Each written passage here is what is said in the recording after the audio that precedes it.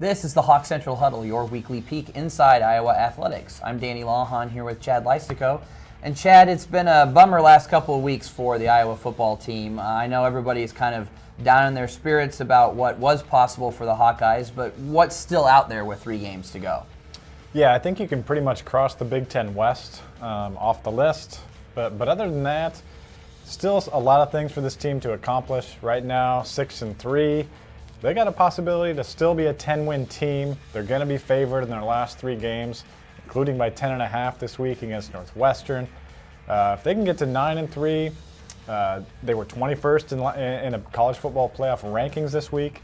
They're going to chip their way up those rankings, get a good bowl game, get a good bowl opponent, maybe finally get that one quality win they've been trying to get all year.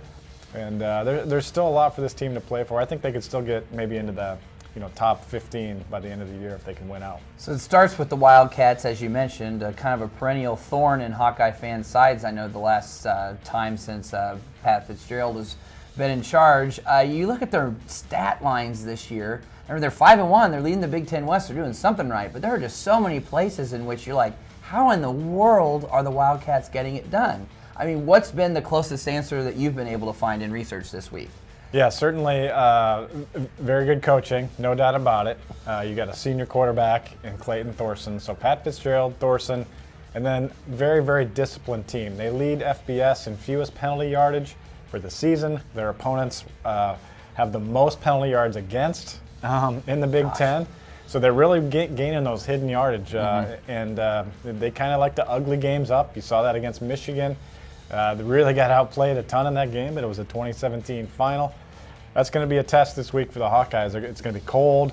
It's going to have to be a 60-minute fight. Iowa really hasn't closed games well this year, and Northwestern won't quit on them. With all this football talk, basketball season always kind of sneaks up on everybody, and it's here this week with the start of the Hawkeye season. What are you thinking that fans should be the most hopeful about, I guess, as we look into a year in which the rebuilding process can be moving forward under Fran McCaffrey? Yeah, a couple games this week, starting Thursday, another one Sunday. Next week will be a little bit more of a measuring stick in the 2K Classic in New York City, where they'll face Oregon and then either UConn or Syracuse. So right away, there's going to be some good competition. I guess most exciting this year, let's see if Tyler Cook can turn himself into a first-round NBA draft pick. If he can, that's a really good season for the Hawkeyes. And then I'm certainly really excited to see what Joe Wieskamp brings to the table.